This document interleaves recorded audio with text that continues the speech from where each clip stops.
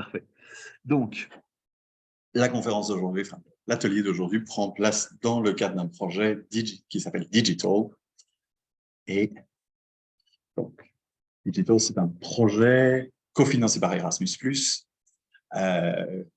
qu'on a créé entre Logopsicum et l'AIO à la base, pour, dans les suites de la pandémie, pour discuter de ce qui était accessible et inclusif en ligne, puisque soudain, tout est passé en ligne et il n'y avait pas forcément eu... Il y avait d'un côté des élèves qui étaient plus préparés que d'autres parce que justement, dans la démarche inclusive, ils avaient déjà des outils. Et puis, il y avait des programmes qui étaient utilisés qui soudain ne l'étaient pas du tout. Donc, on a réalisé une petite enquête auprès de parents, d'enseignants, d'orthophonistes, de logopèdes, et tous étaient assez d'accord sur le besoin d'outils ou d'éclairage sur quels outils pouvaient être utilisés comment. Et donc, sur ce soutien, il y avait besoin d'acquérir des compétences numériques nécessaires à la mise en œuvre d'un enseignement à distance de qualité et nécessité d'un soutien pour créer et organiser des leçons et contenus numériques de la manière la plus inclusive possible. Et donc, le but du projet était de fournir des conseils et une formation aux enseignants des écoles primaires et secondaires pour adapter leur contenu pour les élèves ayant des besoins spécifiques. Et donc, pour faire ça, l'AIO et le Logopsicum, on a cherché d'autres partenaires européens pour avoir un mélange d'expérience et de perspectives. Et donc, on s'est retrouvé avec un projet avec 6 partenaires au total, donc les 2 que je viens de mentionner, 2 écoles, Satu Mare en Roumanie et Ebra Lima au Portugal, et le directorat de l'éducation primaire et secondaire de la Macédoine de l'Ouest. Oui. C'est-à-dire une organisation étatique qui supervise toutes les écoles de cette province-là. Et finalement, l'Institut des sourds de Turin, qui a à la fois une école et qui est un centre de recherche sur l'inclusion des personnes sourdes. Et donc, c'est dans ce cadre-là qu'aujourd'hui, on va vous présenter 3 petites interventions. 1, la pédagogie inclusive par le digital par Cécile de Wolf à la droite, et puis 2 présentations des résultats de Digital. Le premier par Mathilde Boutifla de l'AIO, et ensuite, je vous présenterai les 2 outils, les 2 résultats restants, et puis on ouvrira s'il y a des questions, et ensuite on peut partager un verre tous ensemble. Voilà.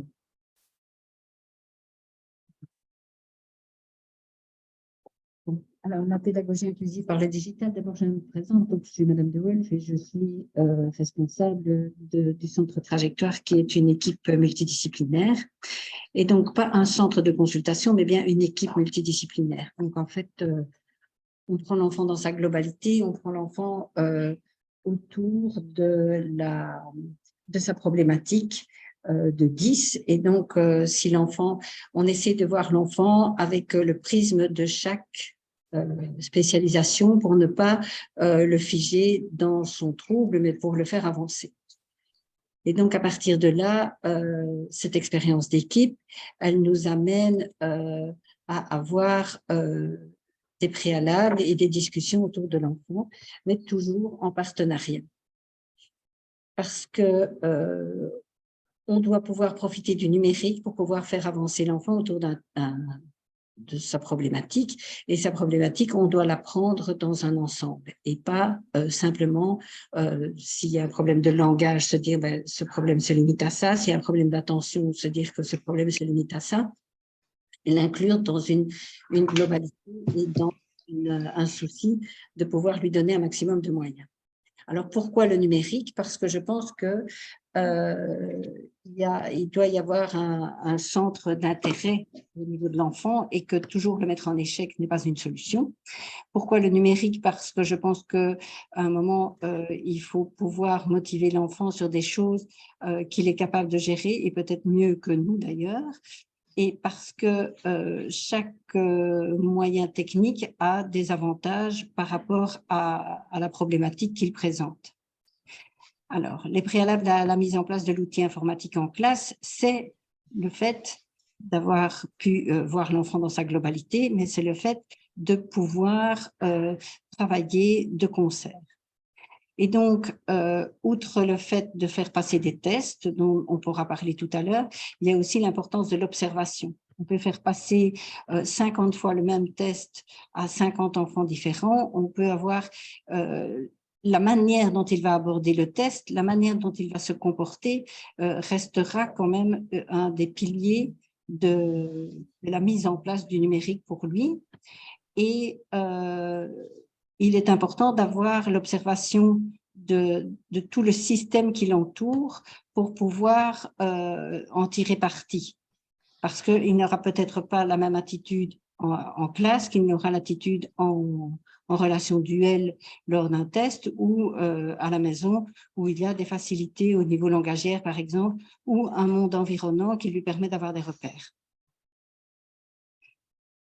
Alors, j'insiste sur les grilles d'observation et le partage des grilles d'observation, sur le partage des grilles d'observation et sur le fait que ces observations puissent être régulières et qu'elles ne figent pas l'enfant dans une situation. Les grilles d'observation nous apprennent énormément, par exemple, sur la communication, mais aussi sur tout ce qui est le principe des manipulations.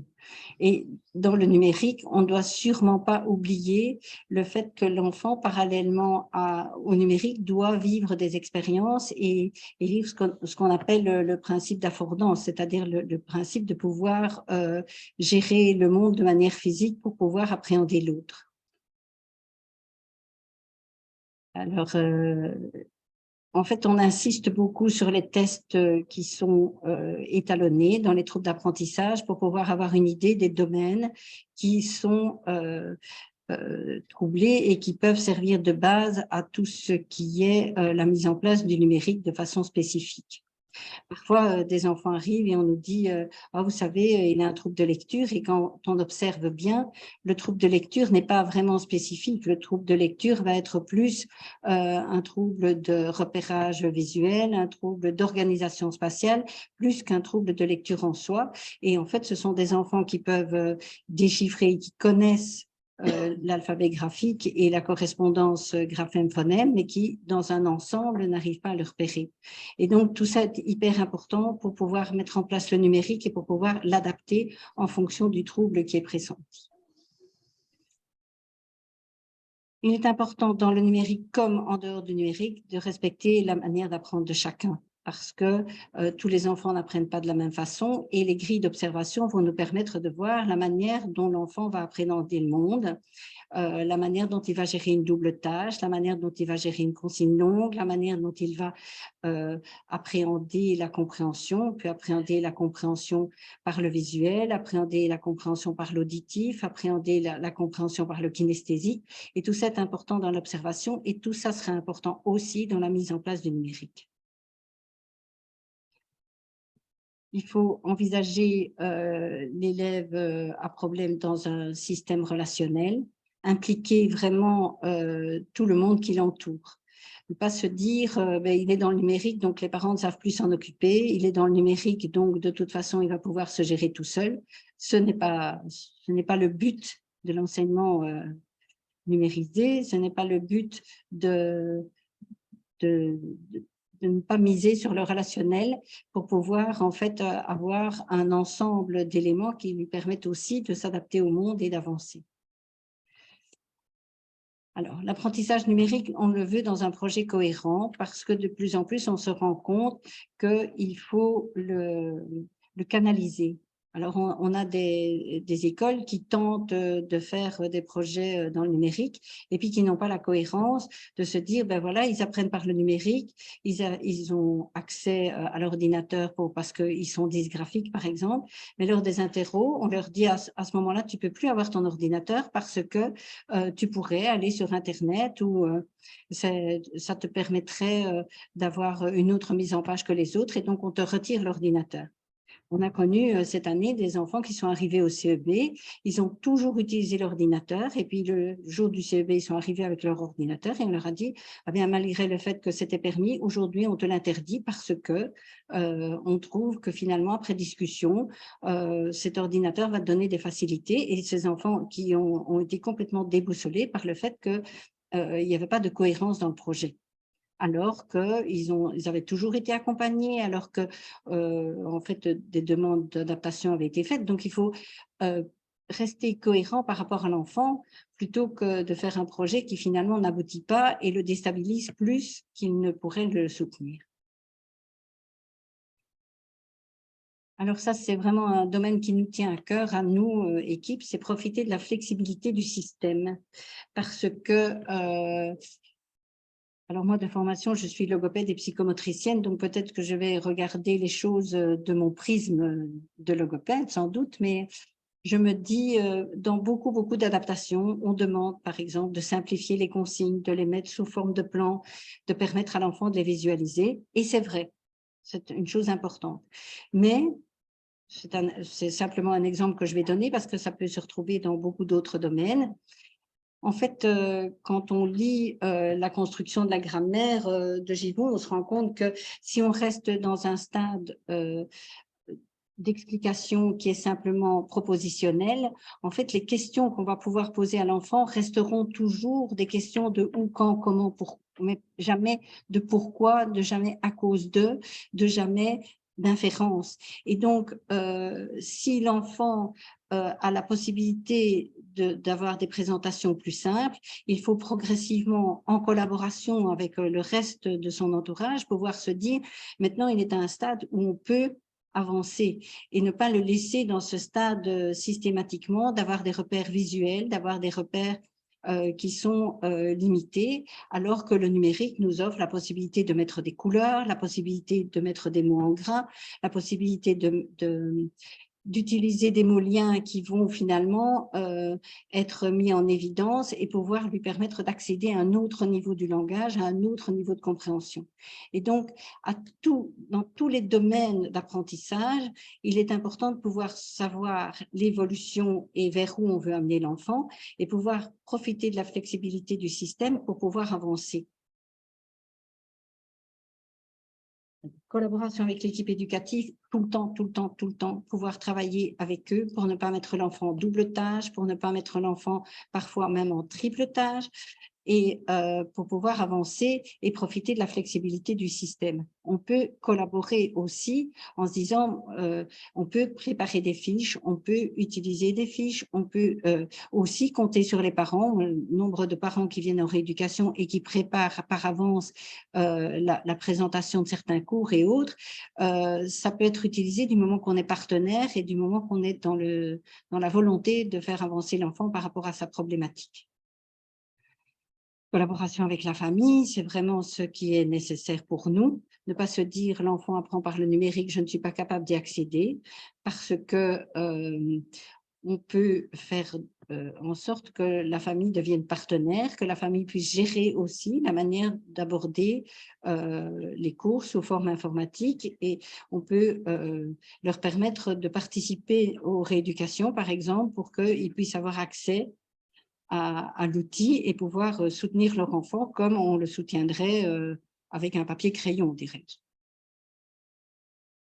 Et la dernière chose qui est importante et qui est moteur de réussite, c'est quel que soit l'âge de l'enfant, de lui demander de signer un contrat par rapport à la démarche et de signaler à l'enfant les éléments sur lesquels on va insister pour son évolution, les éléments sur lesquels on va insister pour le faire passer de niveau, en lui expliquant pourquoi. Et en fait, on lui demande de signer la charte, comme nous, on la signe aussi, on est partenaires. On peut faire signer les parents si on leur demande de participer, mais que l'enfant voit qu'en fait, le numérique, ce n'est pas un jeu, le numérique, ce n'est pas une différence. Le numérique, c'est apprendre avec les moyens qui lui correspondent le mieux, mais dans lequel il s'engage aussi. Et de nouveau, je trouve que cette charte est hyper importante parce que dans certaines écoles où je trouve que le projet n'est pas fondé. Certains enfants se vantent d'avoir un ordinateur et finalement passent leur temps à essayer d'aller sur Internet, à essayer de contourner le système, alors que l'outil numérique, c'est un outil d'apprentissage, comme un livre l'a été pour nous, ou comme un livre l'est encore pour d'autres. Et c'est un outil qui mérite le respect. Et donc, en signant cette charte, on l'engage aussi à suivre par le numérique un cheminement et un apprentissage. Voilà, merci.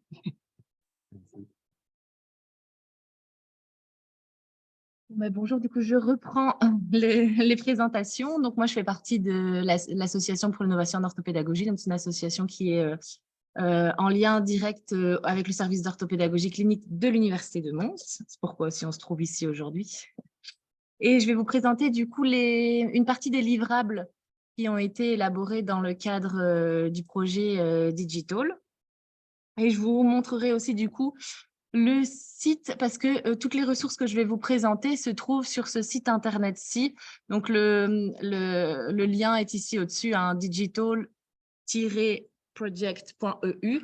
Et tous les livrables sont téléchargeables gratuitement et en plusieurs langues. Donc, si ça vous dit, c'est en français et autres. Alors, donc le premier livrable sur lequel, enfin, je vais vous en présenter 4 aujourd'hui. C'est le tout premier, ça a été un guide sur les besoins d'adaptation numérique dans l'éducation. Puis on a créé 50 fiches pratiques, 50 tutoriels vidéo et 10 checklists, plus d'autres choses que Béranger vous présentera tout à l'heure. Donc, ça fait beaucoup de livrables, donc je ne vais pas tous vous les présenter, je vais vous expliquer comment ils ont été conçus et pourquoi. Et je vous inviterai à aller consulter les fiches pratiques de manière beaucoup plus spécifique en fonction de ce qui vous intéresse, vu la quantité d'outils qui a été élaborée. Donc, dans un premier temps, on a travaillé sur la co-rédaction d'un guide, justement pour, comme Béranger vous l'a dit, pour cette période post-Covid. Donc, on avait vu que des enseignants n'étaient pas forcément formés et ils devaient travailler avec des étudiants qui n'étaient pas forcément équipés. Et du coup, on s'est posé des questions pour voir un petit peu comment, que retirer un petit peu de toute cette expérience. Et sur base aussi des réponses données du coup à une enquête auquel ont répondu près de 500 participants dans 5 pays différents. Donc l'objectif, c'était vraiment de pouvoir renforcer les connaissances des enseignants concernant les apprenants à besoins spécifiques, donc la base de toute chose. Pour bien les accompagner, c'est peut-être intéressant de bien comprendre quels sont ces troubles. Puis après, c'était de voir un petit peu ou d'en faire apprendre davantage sur la compréhension de l'enseignement en ligne et la manière de la rendre le plus accessible possible et à accroître aussi les connaissances au niveau du numérique et surtout tous les outils que le numérique nous permet d'utiliser pour accroître l'accessibilité. Alors, comme au début, on était fort parti sur uniquement l'enseignement en ligne et que au fur et à mesure du temps, le Covid heureusement est parti et donc du coup les élèves sont revenus en classe et donc on a fait bien attention aussi dans le développement des ressources à ce que ce soit un petit peu des ressources aussi hybrides. Donc le numérique il peut être utilisé en classe mais tout ne s'axe pas autour de l'enseignement uniquement en ligne. Donc toutes les ressources peuvent s'utiliser en classe également. Donc voilà, j'ai mis, c'est en petit ici, j'arrive pas à faire le mode présentation, mais le sommaire du guide que je vais vous présenter du coup. Et donc, vraiment ici, le pourquoi ce guide. Donc, ça, c'était la conclusion à l'analyse des 500 entretiens qui ont été réalisés. Mais du coup, on a interrogé en fait les enseignants, les parents et les jeunes sur l'inclusion. Et en tout cas, les enseignants disaient qu'ils étaient familiers du concept de l'inclusion, mais il y en a même pas 50% qu'il y en a plus de 50% d'entre eux, pardon, qui avaient le sentiment de ne pas fournir un apprentissage qui était réellement accessible, puisque l'inclusion, on voit ce que c'est, mais accessibiliser son cours, ça, on voit moins, en fait. Donc, c'était l'utilité aussi de pouvoir travailler là-dessus et de donner des ressources pour éclaircir ce point auprès des enseignants. Ah. J'ai rien touché. On me reçoit? Non? Oui? OK. Et pour l'utilisation aussi des technologies à l'école. Donc là, parmi les enseignants, 64% n'ont jamais ou rarement utilisé la technologie au sein de leurs cours. Donc, c'était aussi fournir un petit peu des pistes d'outils qui peuvent être utilisés, comment est-ce qu'ils peuvent être utilisés et pourquoi et pour qui aussi. Donc, la première partie du guide, ça s'attache un petit peu à expliquer l'apprentissage en ligne et surtout les différentes modalités possibles pour l'apprentissage en ligne. Et ça fait un petit peu écho à toutes les expériences qui ont été vécues aussi par les différents pays en temps de Covid pour voir, pour faire un petit peu l'état des lieux de toutes les possibilités de l'apprentissage en ligne. Ensuite, la deuxième partie, on s'est attaché à décrire les besoins spécifiques. Donc, nous, c'était vraiment les troubles de l'apprentissage et les déficiences sensorielles, déficits auditifs et visuels, qui sont repris du coup dans cette partie pour essayer d'expliquer le plus clairement possible qu'est-ce que ça représente d'avoir un trouble d'apprentissage, une déficience sensorielle, etc. Et aussi expliciter un petit peu les aménagements raisonnables, leurs différents types, quand et pourquoi les mettre en œuvre pour ces élèves-là. Ensuite, il y a la partie des défis et des avantages de l'apprentissage en ligne et des ressources numériques pour l'apprenant et les enseignants. Donc là, je vous laisserai voir quels sont les défis et quels sont les avantages. Et la dernière partie de tout ce travail de la revue de la littérature, mais aussi de l'analyse des entretiens, c'était de pouvoir énoncer des recommandations et des bonnes pratiques pour soutenir l'apprentissage inclusif en ligne et en présentiel, puisqu'il y a quand même beaucoup de ressources qui sont transposables à la pratique de classe. Donc voilà, ça c'est vraiment le premier livrable. Donc vous pouvez le trouver sur le site internet lorsque vous partez ici. Vous avez le guide, hop, et vous pouvez le télécharger ici. Il fait une centaine de pages et c'est une ressource assez intéressante si on veut en apprendre plus sur l'apprentissage inclusif, sur les besoins spécifiques, etc., etc. Alors, le deuxième type de livrable, ça a été les 50 fiches pratiques. Comme ça. Donc, voilà plus ou moins à quoi elles ressemblent. Et je ne sais pas enlever ça. Ah, si, là, voilà. Ce serait bien mieux. Voilà.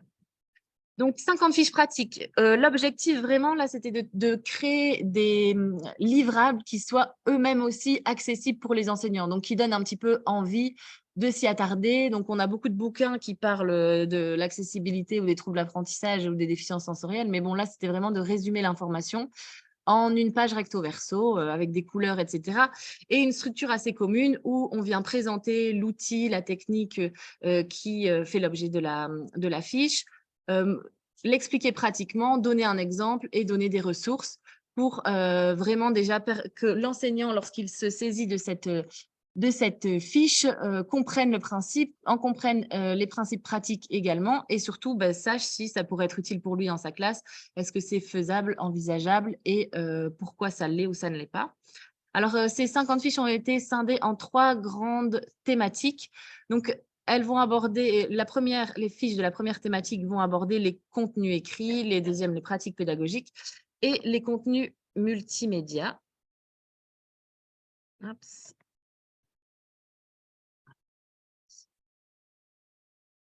Donc, voilà un petit peu la structure des fiches. Je ne sais pas si vous voyez. Hop, je peux l'agrandir. Hop. À chaque fois, un petit contexte, la présentation de l'outil ou de la stratégie, avoir un petit résumé de comment ici adapter ou rendre accessibles les consignes. De nouveau, hop, un petit exercice, une petite illustration pratique, un exemple, comment, voilà, d'une fiche dont les consignes ont été rendues accessibles et une ou des ressources supplémentaires qui sont énoncées. Hop, voilà. Voilà, je vous parlais des 3 catégories. Vous allez voir que sur le site, c'est classé comme ça. Donc, toutes les fiches qui concernent les contenus écrits, contenus multimédia et les pratiques pédagogiques. Donc, au niveau de la catégorie des contenus écrits, donc c'est vraiment des fiches qui ont été conçues pour aider les élèves à s'approprier les contenus écrits et pour aider les profs à rendre des contenus accessibles.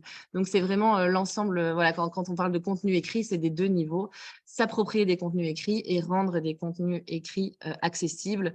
Donc là, par exemple, vous avez la métacognition, apprendre à apprendre, les aménagements raisonnables pour faciliter l'appropriation du contenu écrit, etc., faciliter la prise de notes. Dans les contenus multimédia, donc là, on présente surtout des outils informatiques et des logiciels qui sont susceptibles d'améliorer l'inclusion à certains niveaux. Donc, par exemple, des logiciels pour adapter la mise en page, logiciels pour rendre les cours de mathématiques accessibles, logiciels d'appropriation du contenu écrit, le lecteur immersif, logiciels de correction orthographique, etc., Donc là, c'est vraiment toutes des ressources numériques qui peuvent aider les élèves en fonction de leurs besoins. Et ensuite, les fiches pratiques concernant les pratiques pédagogiques.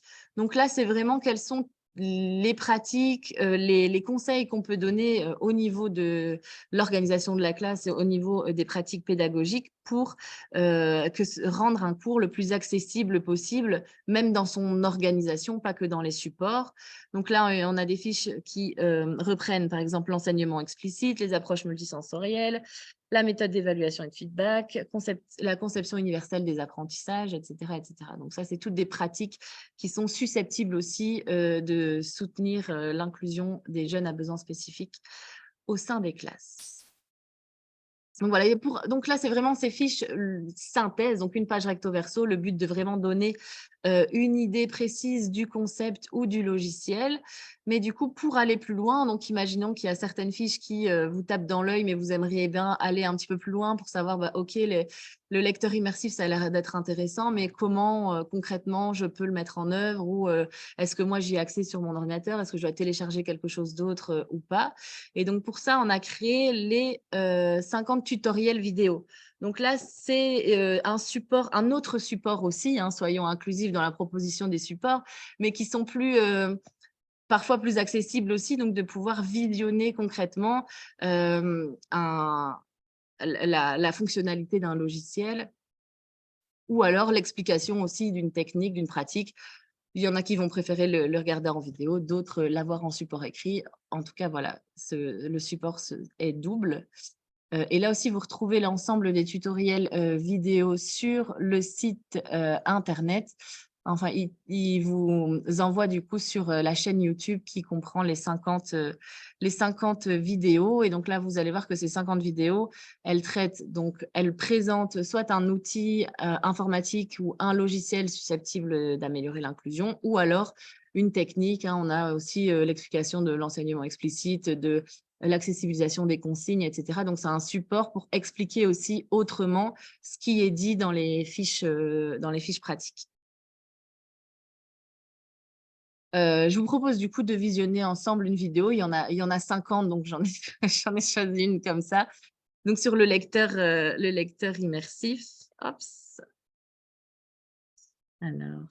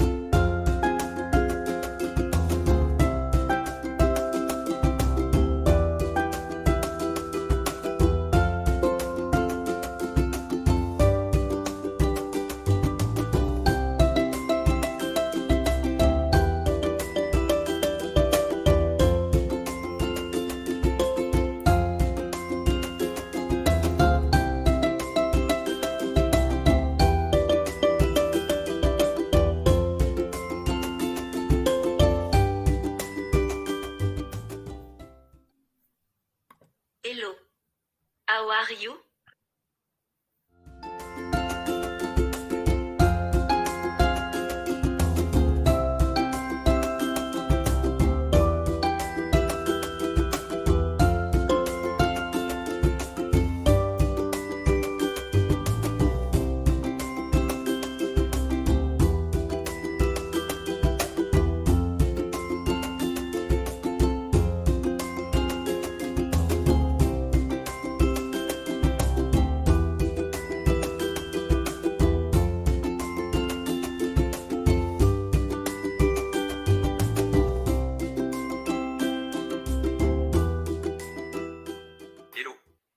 How are you?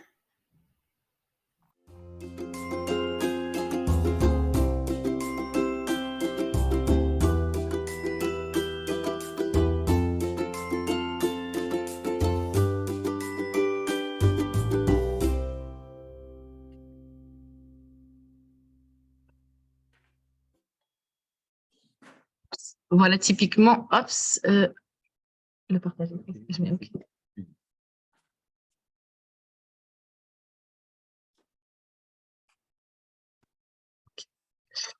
Voilà le type de vidéo que vous allez pouvoir trouver. Donc, c'est à chaque fois toutes des vidéos qui sont assez courtes, hein, 2-3 minutes, pour aussi donner une vision aussi générale. Mais l'objectif ici, c'est d'avoir, quand on regarde ces petites vidéos, on sache où est-ce que je dois cliquer dans Word pour trouver le lecteur immersif, pour trouver d'autres fonctionnalités. Et ça permet de le répliquer plus facilement et en tout cas de savoir en 2-3 minutes comment faire pour l'utiliser. Et enfin, le dernier livrable que moi, je vais vous présenter, ce sont les checklists. Donc là, l'idée, c'était de nouveau fournir une ressource aux enseignants qui ont des élèves avec troubles de l'apprentissage au sein de leur classe et de guider un petit peu leur travail, imaginons lorsqu'ils préparent une leçon ou en amont en tout cas, pour venir avoir toutes des idées pratiques de quoi mettre en place pour aider à inclure le jeune qui présenterait tel ou tel besoin. Et donc, toutes des choses à penser avant le cours, pendant le cours et après le cours. Donc, il y a 10 thématiques qui sont abordées, donc tous les troubles de l'apprentissage, déficience sensorielle, déficience auditive. Et on a une fiche globale donc, sur l'inclusion de manière générale, donc comment pratiquer l'inclusion au sens global du terme. Mais donc voilà, les checklists, c'est aussi une page recto-verso. Hop, j'essaye d'agrandir pour qu'on voit un petit peu mieux. Mais vous avez à chaque fois la dyslexie, qu'est-ce que c'est, pour avoir un bref rappel. Et puis d'avoir des trucs et astuces à mettre en place. Donc avant la leçon, c'est important de penser à rendre les documents écrits accessibles, à penser à varier les pratiques pédagogiques. Durant la leçon, pouvoir faciliter la compréhension de support, l'écriture, moduler l'organisation, les conditions d'apprentissage. Et, et après la leçon, donc pour les évaluations, qu'est-ce qu'on peut mettre aussi en place pour ces élèves-là, avec bien entendu peut-être une partie note pour noter les choses qui ont déjà été testées, qui fonctionnent ou qui fonctionnent moins bien. Voilà, donc l'idée, c'était vraiment ici d'avoir aussi un petit résumé de tous les trucs et astuces auxquels on peut penser quand on a des élèves à besoins spécifiques au sein de notre classe. Voilà, là aussi, pareil, hein, vous retrouvez les ressources téléchargeables en PDF sur le site Internet. Voilà pour ma partie.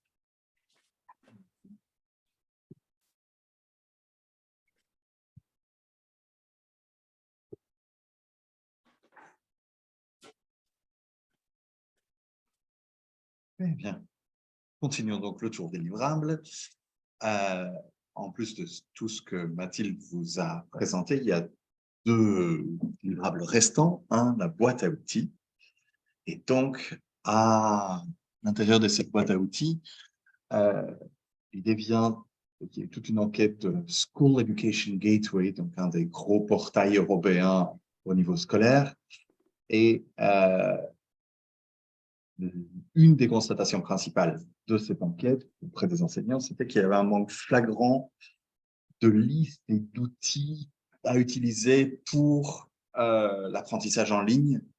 Et donc, oui, OK, il y a plein de choses, on tape sur Google, il y a 1000 trucs qui existent, mais des listes claires pour les enseignants, c'était compliqué. Et donc, c'est déjà compliqué en général, mais alors en plus, les ressources inclusives, ça l'était encore plus difficile. Donc, l'idée de faire cette boîte à outils. Et donc, la boîte à outils, elle a été développée. Forcément, on suit les logiques inclusives du projet en termes de présentation, mais avant tout, le but, c'est de permettre aux enseignants de découvrir des outils en ligne et d'apprendre à les utiliser de manière inclusive pour leur pratique d'enseignement en ligne ou digitale à l'intérieur de la classe. Et donc, la boîte à outils, c'est une collection de 50 fiches qui présentent différentes ressources, outils, logiciels, etc., à utiliser pour l'apprentissage en ligne, l'apprentissage digital. Et donc, elle se structure, comme vous voyez là, on va passer sur chaque étape, mais c'est des outils qui vont de choses qui sont relativement connues et qui peuvent être utilisées déjà par tous. Là, par exemple, on a choisi Grammarly puisque c'est un outil qu'on utilise professionnellement et qui n'a rien à voir avec l'inclusion en tant que telle, mais qui peut être utilisé dans ce contexte-là. Alors, en pratique, chaque fiche de présentation comprend. Donc, on a à chaque fois une description de l'outil et du logiciel de la ressource en ligne. Même chose, là, on a choisi un exemple qui est non centré sur l'inclusion à la base, qui est utilisé par plein d'enseignants dans d'autres circonstances, qui est Kahoot, une plateforme d'apprentissage qui utilise un système de réponse des élèves. La salle de classe est temporairement transformée en un jeu télévisé. C'est un peu intense comme présentation, mais c'est le but, c'est d'avoir des réponses et du feedback, etc. Mais c'est utilisé, mais ici, de voir comment on peut l'utiliser correctement en termes inclusifs. Et donc, voilà. Et donc, à chaque fois, il y a une étape, une explication sur comment l'utiliser pour l'éducation. Donc, il y a la description générale, les étapes d'utilisation. Et à chaque fois, on a une évaluation en termes d'accessibilité. C'est une évaluation qui est basée sur un système de 5 étoiles. Et ça a été fait suivant des retours d'enseignants, les avis des spécialistes qui ont participé et sur base des tests qui ont été réalisés dans les différentes écoles. Donc, on a eu à chaque fois des retours d'élèves, d'enseignants, de parents, de spécialistes et on a fait une évaluation de ces retours pour établir ce niveau d'accessibilité. Et donc, une fois qu'on a fait ça, on a ensuite des conseils pratiques pour une utilisation inclusive de l'outil, du logiciel, etc. Et donc, à chaque fois, il y a une série d'utilisations qui peuvent être faites. Ici, par exemple, utiliser les Kahoot préconçus, mais aussi utiliser les rapports Kahoot pour les évaluations formatives. Et donc, dans cette boîte à outils, ces 50 outils, ils sont divisés en 10 catégories. Il y a les outils d'accessibilité, les outils graphiques, les outils d'édition, les outils de lecture, ceux d'études, les outils pédagogiques basés sur le jeu, les outils organisationnels, les outils d'écriture, et puis tous ceux qui ne collaient pas aux 9 autres catégories, qui sont donc dans la fameuse catégorie « Autres ». Et donc, chaque fois, tous les outils sont rangés. Donc ça, c'est une capture d'écran du site. Donc, on voit que, par exemple, les outils d'accessibilité, on voit Sclera, on voit Natural Reader, etc. Et je vais en présenter une plus en détail parce que pour nous, elle était très intéressante de la perspective qu'on avait eue dans le projet. Puisque Ava, c'est un logiciel qui permet la mise en place de sous-titres de manière automatique. Et donc, c'est un outil qui est vraiment utilisé par notre partenaire italien de l'Institut des sourds. Fréquemment, ils utilisent ça dès qu'ils peuvent, etc. Mais il se trouve que ça a été très, très intéressant pour d'autres, pour les 10, par exemple, dans des cours en ligne, d'avoir automatiquement du sous-titre qui s'affichait. Alors, ça reste un programme, il n'est pas parfait, c'est pas revu, c'est automatique, mais ça donnait malgré tout un soutien immédiat de lecture pour moins bien entendre. J'imagine que les gens qui sont en ligne là avec nous, suivant comment on parle, qui parle, on n'entend pas au même niveau, on ne parle pas tous de la même façon, il y en a qui s'asseyent, il y en a qui sont debout, etc. Avoir un système qui se met systématiquement, ça a été très utile. Et donc, voilà, à chaque fois, alors là, cette fois-ci, je vais devoir me rapprocher parce que je ne vois pas jusque-là. Mais donc, de nouveau, on a la description complète. C'est à la base accessible pour les sourds et malentendants. On présente l'accessibilité, le prix, etc. Mais la première idée pratique, c'est utiliser AVA lorsque vous n'avez pas d'élèves sourds ou malentendants. Cet outil est particulièrement utile pour les élèves issus de milieux défavorisés qui ne disposent pas forcément d'écouteurs ou de casques de qualité, et pour les élèves qui travaillent dans des espaces encombrés ou occupés à la maison, et plus encore. Donc voilà, c'est l'idée d'avoir quelque chose qui est inclusif pour une personne et qui soudain peut servir pour d'autres catégories. Et ensuite, de nouveau, comment l'utiliser étape par étape, comme ça, pas de surprise de dernière minute, c'est expliqué en détail. Et donc, la description, et j'avais oublié que je l'avais mise en grand juste après, donc j'avais aucune raison que je m'agenouille juste devant mon ordinateur. Et je lisais le premier, mais l'autre est tout aussi pertinent d'utiliser AVA lorsqu'on enregistre un cours en direct. Ça peut aider les élèves à suivre le cours lorsqu'ils revoient le matériel et rejouent certains contenus. Donc, si vous êtes intéressé pour comment, vous savez toutes les étapes 1, 2, 3, pour l'utiliser. On vous présente un deuxième outil qui est une plateforme d'engagement des élèves par le jeu. Celui-ci est gratuit. Vous voyez à chaque fois le niveau d'accessibilité, ce n'est pas parfait et ce n'est pas forcément uniquement sur des notions d'aspect graphique ou de présentation. C'est ici, ce qui fait que c'est un peu moins accessible que l'idéal, c'est que ce n'est pas le programme le plus facile à prendre en main pour les élèves. Il faut quelques tours. Autant le Kahoot que je présentais, dont j'ai parlé juste avant, est très, très intuitif. Il ne faut pas expliquer Kahoot aux élèves, je le remets, et puis en général, ça va très vite. Là, à chaque fois qu'il y a eu des tests, il a fallu une petite 2-3 questionnaires pour que ça marche. Une fois que ça marchait très bien, mais ce n'est pas aussi immédiat. Et donc, des idées pratiques qui sont de nouveau tant inclusives que générales sur l'apprentissage, l'utilisation d'outils digitaux. Ah, je me suis perdu dans ma présentation. Non.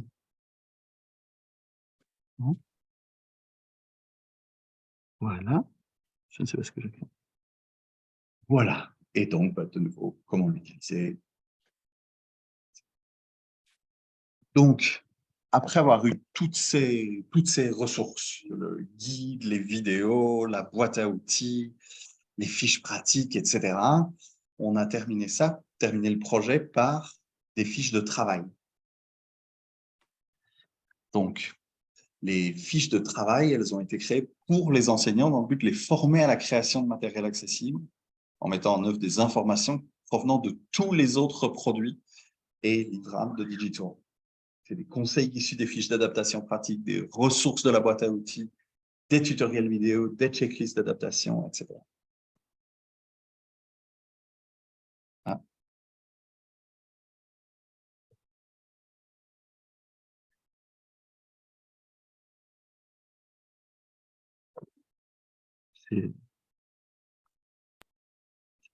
Voilà. Et puis...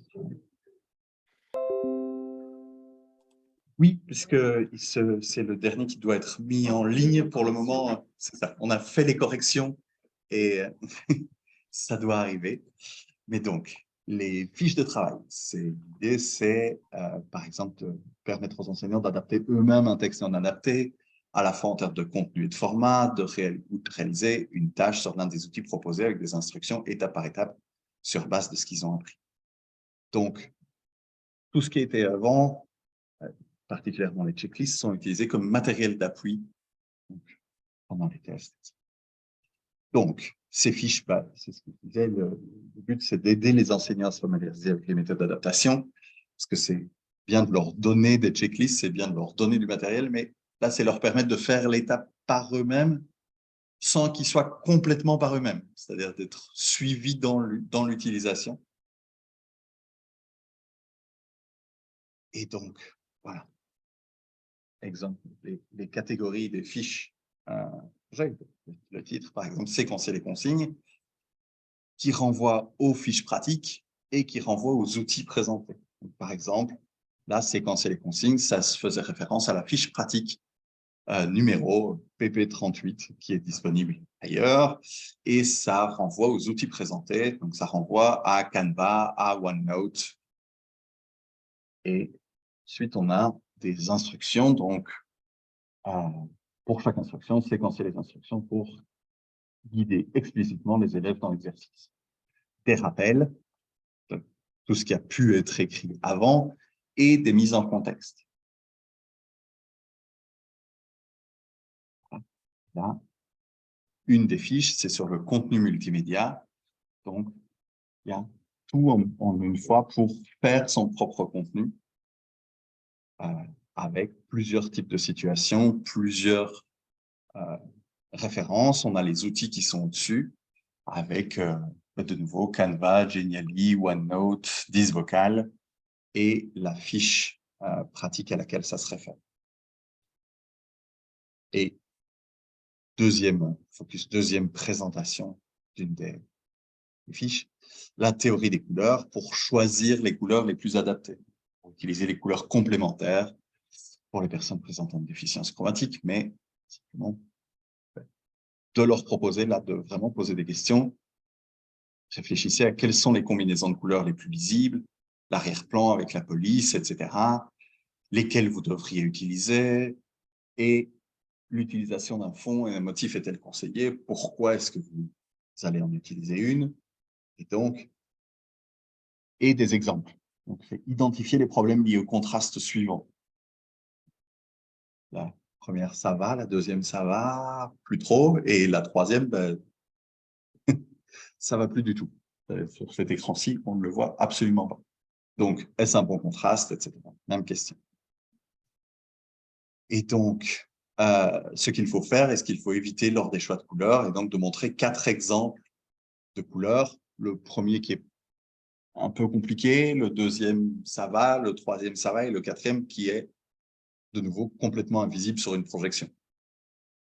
Avec le rappel, pas de couleurs, utiliser des couleurs complémentaires, utiliser un fond teinté, mettre des couleurs foncées sur des fonds clairs ou l'inverse, etc.